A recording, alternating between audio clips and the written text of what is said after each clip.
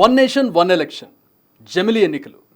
మనం BJP government వచ్చిన దగ్గర నుంచి కూడా ఈ 10 ఏళ్లలో ఏదో ఒక సందర్భంలో ప్రతి ఏడాది ఈ జమిలీ ఎన్నికల గురించి మనం వింటూ ఉన్నాం. ప్రధానంగా గత 5 ఏళ్ల నుంచి ఎక్కువగా వింటూ ఉన్నాం. అసలు మొన్న ఎలక్షన్స్ అప్పుడు మేనిఫెస్టోలోనే బీజేపీ జమిలీ ఎన్నికలకు సంబంధించిన పాయింట్ ఒకటి పెట్టింది. అంటే బీజేపీ మోటివ్లో ఖచ్చితంగా జమిలీ ఎలక్షన్స్ని నిర్వహించాలని చెప్పి మనకి కనబడుతుంది, ఒక మోటివ్ కనబడుతుంది. అసలు జమిలీ ఎన్నికలు అంటే ఏంటి? వన్ నేషన్ వన్ ఎలక్షన్ అంటే ఏంటి? ఎందుకు నిర్వహించాలనుకుంటున్నారు? అంటే బీజేపీ చెప్తున్నటువంటి కారణాలు ఏంటి? ఎందుకు నిర్వహించాలనుకుంటుంది ప్రభుత్వం? చెప్తున్న కారణాలు ఏంటి? అలాగే ఎలా నిర్వహించాలంటే నిర్వహించాలంటే ఎట్లాంటి మార్పులు తీసుకురావాలి? ముందుగా జమిలీ ఎన్నికలు అంటే ఏంటి అనేది తెలుసుకుందాం. ఫస్ట్ మనం ఎలక్షన్ జరిగినప్పుడు చూస్తూ ఉన్నాం. అంటే ఒక్కసారి పార్లమెంట్ ఎలక్షన్ జరుగుతుంది, మరొకసారి అసెంబ్లీ ఎలక్షన్ జరుగుతూ ఉంటాయి. సందర్భాన్ని బట్టి పార్లమెంట్ ఎలక్షన్ సందర్భంలో కొన్ని రాష్ట్రాల ఎన్నికలు జరుగుతూ ఉంటాయి. మనకి రాష్ట్రాలకు అసెంబ్లీ, అలాగే కేంద్రానికి పార్లమెంట్, ఈ విషయం మనకు తెలుసు. సో ఈ రెండింటికి ఎలక్షన్స్ సపరేట్గా కాకుండా ఏడాది పొడుగుతో ఎక్కడో చోట ఎలక్షన్ జరుగుతున్నాయి అనేది మనం వింటూ ఉన్నాం. ఇలా కాకుండా ఒకేసారి, అంటే ఒక సర్టెన్ పీరియడ్లో, మేబీ ఒక 4 రోజులు లేదా ఒక వారం రోజుల్లో పార్లమెంట్ అలాగే అసెంబ్లీ ఎలక్షన్స్ రెండు ఒకసారే పూర్తి చేయడానుకోవడమే జమిలీ ఎన్నికలు. వన్ నేషన్ వన్ ఎలక్షన్, ఒకటే ఎలక్షన్లో ఈ ప్రక్రియ మొత్తం కంప్లీట్ చేయాలనేదే దీని ప్రధాన ఉద్దేశం. జమిలీ ఎన్నికలు ఎందుకు నిర్వహించాలనుకుంటున్నారు? దానికి చెబుతున్న కారణాలు ఏంటి?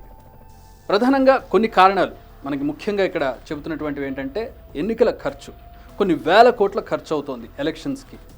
సో ఈ ఖర్చు తగ్గుతుంది. ఒకేసారి దేశం మొత్తం ఒకేసారి ఎలక్షన్ నిర్వహించడం వల్ల ఈ ఖర్చు తగ్గుతుంది.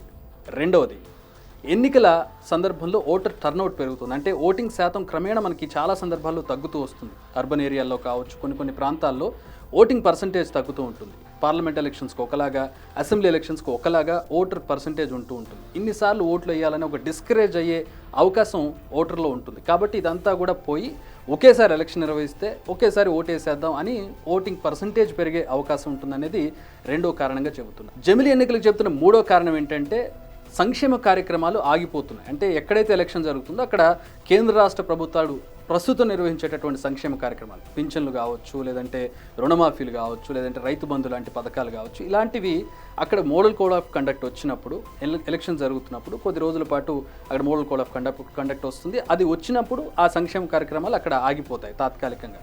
సో వీటన్నిటికి ప్రకటనలకు కూడా చేయలేని పరిస్థితి ఉంటుంది. సో వీటన్నింటినీ కూడా ఈ జమిలీ ఎన్నికలు అనేవి పక్కన పెట్టేస్తాయి. అంటే ఈ ఫ్రీగా ఈ కార్యక్రమాలన్నీ కూడా నిర్వహించుకోవచ్చు, ఇట్లాంటి అడ్డంకులు కూడా ఉండవని చెప్పి. అలాగే మ్యాన్ పవర్, ప్రతిసారి ఎలక్షన్ నిర్వహించినప్పుడు సెక్యూరిటీ కావచ్చు, లేదంటే ఎలక్షన్ సిబ్బంది కావచ్చు, ఇతరత్ర సిబ్బంది కావచ్చు, కొన్ని లక్షల మంది సిబ్బందిని దీనికి వినియోగించాల్సి ఉంటుంది. సో వాళ్ళను కూడా ఎఫిషియెంట్గా ఒక్కసారి వాడుకోవడానికి ఉంటుంది అనేది వాళ్ళు చెప్పేటటువంటి మరో కారణం.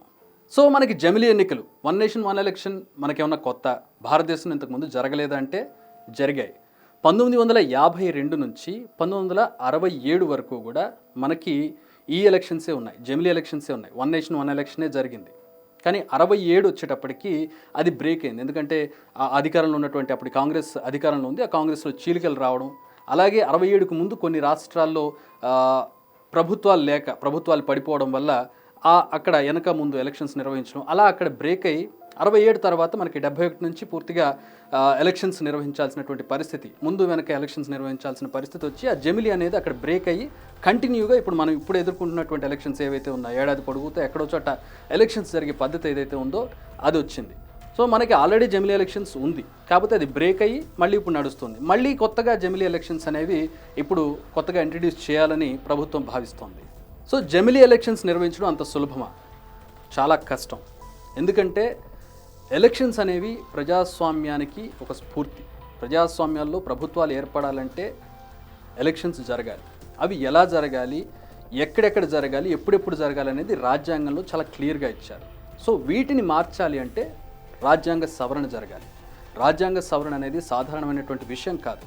రాజ్యాంగ సవరణ జరగాలంటే పార్లమెంట్లోనూ అసెంబ్లీలోనూ మద్దతు ఉండాలి. అంటే దీనికి పర్టికులర్గా దీనికి సంబంధించి మనం చూసినట్లయితే జమిలీ ఎలక్షన్కి సంబంధించి 18 ఆర్టికల్స్లో, రాజ్యాంగంలో ఉన్న 18 ఆర్టికల్స్లో సవరణ జరగాల్సి ఉంటుంది.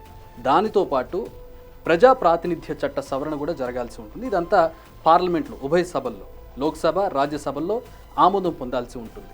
రాజ్యాంగ సవరణలో ఆమోదం పొందాలంటే 2/3 అంటే సభలో ఎంతమంది ఉంటే అంతమందిలో 2/3 మంది దానికి ఆమోదం తెలపాలి, ఎస్ చెప్పాలి. కానీ ఇప్పుడు ఆ పరిస్థితి ఉందా? బీజేపీకి గతంలో కంటే ఇప్పుడు చాలా తక్కువ సీట్లు వచ్చాయి పార్లమెంట్లో. ముందుగా మనకి రాజ్యసభ చూసుకున్నట్లయితే ముందు నుంచి కూడా బీజేపీకి బలం లేదు. ఇప్పుడు లోక్సభలో కూడా బీజేపీకి, ఎన్డీఏ కూటమికి కూడా మొన్న జరిగినటువంటి ఎలక్షన్స్లో దానికి ఉన్నటువంటి బలం తగ్గిపోయినటువంటి ఈ పరిస్థితుల్లో అక్కడ ఈ బిల్లులు నెగ్గుకొస్తాయి, ఈ సవరణలు నెగ్గుకొస్తాయి అనేది చూడాలి. జమిలీ ఎన్నికలు నిర్వహించడానికి సంబంధించి రామ్నాథ్ కోవింద్, మాజీ రాష్ట్రపతి రామ్నాథ్ కోవింద్తో 8 మంది సభ్యులతో ఒక కమిటీని ఏర్పాటు చేసి నివేదిక తీసుకురావాలని చెప్పి ఏర్పాటు చేశారు. సో ఈ 8 మంది సభ్యుల కమిటీ 2023లో ఈ కమిటీని ఏర్పాటు చేశారు. 2024 మార్చిలో దాదాపు 190 రోజుల పాటు ఈ కమిటీ అనేక సంప్రదింపులు జరిపి రాజకీయ పార్టీలు, ప్రజలు, నిపుణులందరితో సమీక్ష జరిపి వారందరితో సంప్రదింపులు జరిపి వారి అభిప్రాయాలు తీసుకొని ఒక రిపోర్ట్ తయారు చేసింది. ఆ రిపోర్ట్ దాదాపు 18,626 పేజీలతో ఒక రిపోర్ట్ను తయారు చేసి సబ్మిట్ చేశారు. ఆ రిపోర్టు ప్రకారం దాదాపు 47 రాజకీయ పార్టీలను సంప్రదిస్తే 32 రాజకీయ పార్టీలు ఎస్ చెప్పాయి, జమిలీ ఎన్నికలకి ఆమోదించాయి. 15 రాజకీయ పార్టీలు మాత్రం నో చెప్పాయి. అందులో ప్రధానంగా కాంగ్రెస్, దాని అనుబంధ పార్టీలు ఉన్నాయన్నమాట. అంటే మనం చూసినట్లయితే పార్లమెంట్లో ప్రధానంగా కాంగ్రెస్ అపోజిషన్. సో కాంగ్రెస్ నుంచి ఇక్కడ వ్యతిరేకత వచ్చింది. అదే సందర్భంలో జమిలీ ఎన్నికలకు సంబంధించిన బిల్లులు కానీ ఏమైనా చర్చలు కానీ వస్తే మేము పార్లమెంట్లో అడ్డుకుంటామని కాంగ్రెస్ ఘంటాపథంగా చెప్పింది. కాంగ్రెస్ వ్యతిరేకిస్తోంది. సో ప్రధాన ప్రతిపక్షం, ఇతర దాని అనుబంధ పక్షాలు కనుక దీన్ని పార్లమెంట్లో వ్యతిరేకిస్తే అసలు ఈ సవరణలు కానీ బిల్లులు పాస్ అయ్యే పరిస్థితి కానీ పార్లమెంట్లో లేదు. ఇక ప్రజాప్రాతినిధ్య చట్ట సవరణ, ఆ చట్టాన్ని కూడా సవరణ చేయాల్సి ఉంటుంది. దీనితో పాటు సరే పార్లమెంట్లో పాస్ అయింది అనుకున్నాం.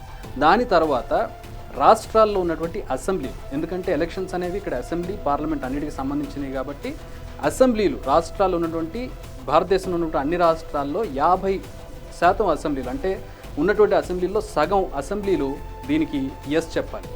ఆ పరిస్థితి భారతదేశంలో ఉందా అంటే ఉందని చెప్పొచ్చు. ఎందుకంటే ఎన్డీఏ పాలిత రాష్ట్రాలు, ఎన్డీఏకి సపోర్ట్ ఇచ్చేటటువంటి పార్టీలు పాలిత రాష్ట్రాలు కావచ్చు, బీజేపీ గవర్నమెంట్లు ఏర్పాటు చేసిన రాష్ట్రాలు ఎక్కువగానే ఉన్నాయి కాబట్టి అది కూడా జరగవచ్చు. ఇవి రెండు అయిన తర్వాత కూడా ఈ జమిలీ ఎన్నికలకు సంబంధించి కోర్టుకు వెళ్ళే అవకాశం ఉంటుంది. ఇది కనుక సుప్రీంకోర్టుకు వెళ్ళి సుప్రీంకోర్టులో కోర్టులు దాన్ని ఏ విధంగా తీసుకుంటాయి, ఏ విధంగా ఆ రోజు తీర్పు వస్తుందనే దాన్ని బట్టి ఆధారపడి ఉంటుంది. ఎస్ చెప్పొచ్చు, లేదంటే నో చెప్పొచ్చు. అలా కూడా ఈ చట్టం అమలయ్యే అవకాశం ఉండొచ్చు, లేకపోవచ్చు. కాబట్టి జమిలీ ఎన్నికలు నిర్వహించడానికి సంబంధించి చాలా కీలకమైనటువంటి అంశాలు ఉన్నాయి. అంటే ఇది ఇప్పట్లో జరిగే అవకాశం లేదు. అంటే చాలామంది విశ్లేషణ ఏంటంటే 2027కి జమిలీ ఎన్నికలు జరుగుతాయనే ఒక అంచనాకి వస్తూ ఉన్నారు. కానీ ప్రస్తుత పరిస్థితులను చూస్తుంటే మరికొంతమంది చెప్పేది ఏంటంటే ఇవన్నీ దాటి బయటికి రావడం అనేది చాలా కష్టం. ఒకవేళ వచ్చినా అది కోర్టులో ఎక్కడో ఆగుతుంది అనేది కూడా చాలామంది అభిప్రాయం. జరిగితే 2029 వరకు కూడా అది ఇంకా కొంచెం ముందుకు వెళ్ళే అవకాశం కనబడుతుంది అనేది ఒక అంచనా కనపడుతోంది. అయితే అసలు జమిలీ ఎన్నికలు ఎందుకు నిర్వహించాలనే దానికి సంబంధించి, అసలు వద్దు అని చెప్పేదానికి సంబంధించి కూడా మనం కొన్ని వాదనలు వింటున్నాం. ఎందుకు వద్దు అంటున్నారు? ఇది ఫెడరల్ స్ఫూర్తికి విరుద్ధం అని చెప్పి చాలామంది వాదనగా కనపడుతోంది. ఎందుకంటే రాష్ట్రాల్లో, ఆయా రాష్ట్రాల్లో ఉన్నటువంటి స్థానిక పార్టీలు, ప్రాదేశిక పార్టీలు ఏవైతే ఉన్నాయో ఆ పార్టీలకు ఈ జమిలీ ఎన్నికలు ఒక గొడ్డలి పెట్టుగా ఉండే అవకాశం ఉందనేది కొంతమంది అభిప్రాయం. ఎందుకంటే ఇప్పుడు సాధారణంగా పార్లమెంట్ ఎలక్షన్స్కి, అసెంబ్లీ ఎలక్షన్స్ మనం చాలా సందర్భాల్లో ఒక మేజర్ సిగ్నిఫికెన్స్ చూస్తూ ఉంటాం. ఏంటంటే పార్లమెంట్ ఎలక్షన్స్ జరిగినప్పుడు జాతీయ పార్టీలకు ఎక్కువ అనుకూలంగా ఓటింగ్ పర్సంటేజ్ కనపడుతూ ఉంటుంది. అదే అసెంబ్లీ ఎలక్షన్స్ జరిగినప్పుడు స్థానిక పార్టీలకి ఎక్కువ బలం కనపడుతుంది, ఎక్కువ ఓటింగ్ పర్సంటేజ్ వాళ్ళకు వస్తూ ఉంటుంది. సో మొత్తం ఒకటేసారి పార్లమెంటు, అసెంబ్లీ ఎలక్షన్ జరిగినప్పుడు స్థానిక పార్టీలు నష్టపోతాయి.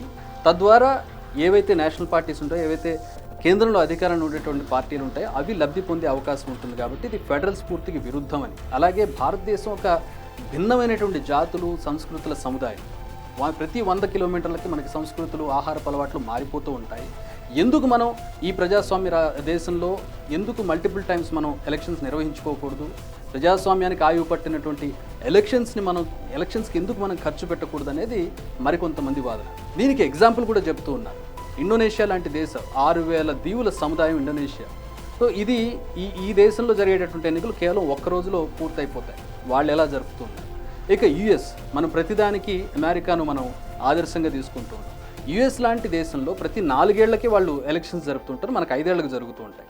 ఆ 4 ఏళ్లలో ఒక ప్రెసిడెన్షియల్ ఎలక్షన్ ఉంటుంది వాళ్ళకి, అలాగే హౌస్ ఆఫ్ రిప్రజెంటేటివ్స్ ఎలక్షన్ ఉంటుంది, సెనేటర్స్ ఎలక్షన్ ఉంటుంది, గవర్నర్ ఎలక్షన్ ఉంటుంది, అలాగే మిడ్ టర్మ్ ఎలక్షన్స్ అనేది కూడా వాళ్ళకి జరుగుతూ ఉంటాయి. సో ఇన్ని రకాల ఎలక్షన్స్ యూఎస్లోనే జరిగినప్పుడు మనం ఎందుకు మల్టిపుల్ టైమ్స్ ఎలక్షన్స్ నిర్వహించుకోకూడదు అనేది మరొక ప్రశ్న. ఇంకొక ముఖ్యమైనది ఏంటంటే, సరే జమిలీ ఎన్నికలు జరిపారు, రాష్ట్రాల్లో కేంద్రంలో ఒకేసారి గవర్నమెంట్స్ ఫామ్ అయ్యాయి.